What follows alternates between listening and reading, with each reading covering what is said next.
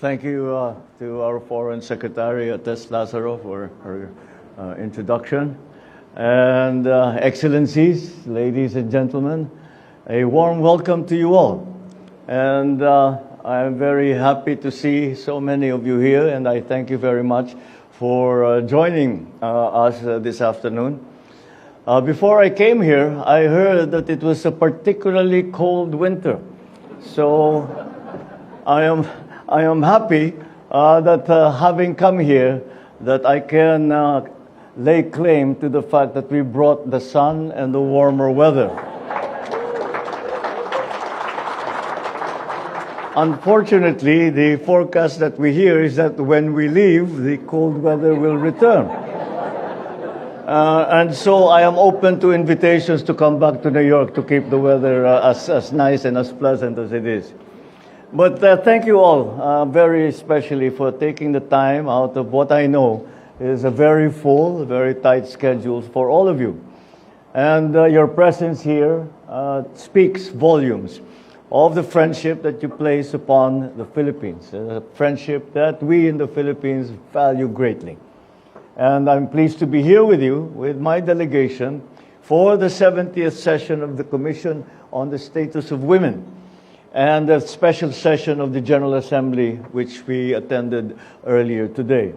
And at that session, I was able to proudly recall and to share with your countries 8 decades of constructive and meaningful engagement with the United Nations and your countries, and to usher in, and many opportunities to usher in peace, security, development, and equity, and to assert the legal and moral authority of multilateralism, the United Nations and its charter.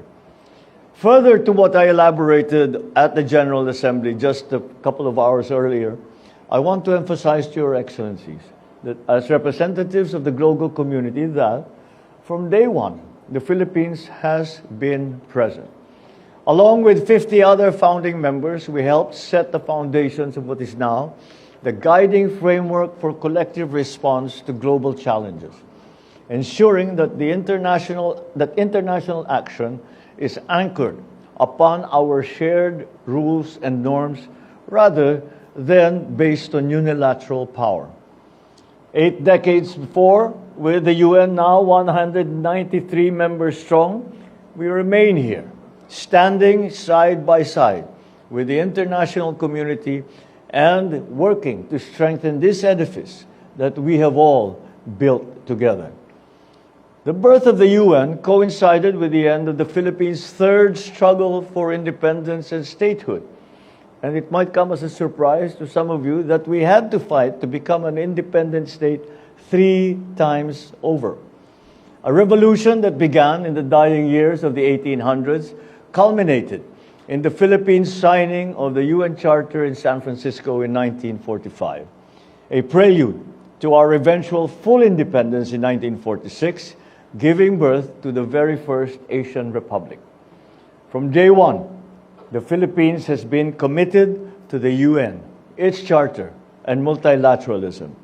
That commitment remains resolute for us in the Philippines. The ardent love for freedom, for peace, equality, and for justice that burned in the hearts of our forefathers has not been extinguished. And to this day, as a modern, fast-growing country, the Philippines and its people continue to be animated by that same fervent spirit. This time, to uphold that which is vital to our future as a human civilization, a rules-based international order, inclusive leadership in the community of nations, sustained growth and development that leaves no one behind, protection of the planet that we call home, and defending the voiceless and the vulnerable. Today's world is much different from the world in 1945 as we are confronted with shifting geopolitical tides, transnational threats, climate change, and misuse of emerging technologies such as artificial intelligence. So as the UN navigates these contemporary realities, it can always count on the Philippines to extend its experience and steady hand. For decades, Filipinos have been a constant presence in the whole spectrum of the work of the United Nations. Through the work of our diplomats here in New York, in Geneva, in Vienna, Nairobi, Bangkok, Paris, amongst others, peacekeepers in Asia, Africa, the Middle East, and beyond the UN, our frontliners, humanitarians, medical workers, in times of disasters and crises the world over. In times of liquidity crisis, we have paid our dues to the UN in full and on time. And again, I will repeat that we are very proud to be included in the UN honor roll this year.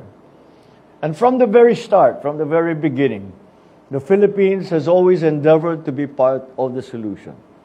This, Excellencies, is why we are asking for your support and trust, and to allow the Philippines to take a seat as a non-permanent member of the United Nations Security Council for 2027 to 2028.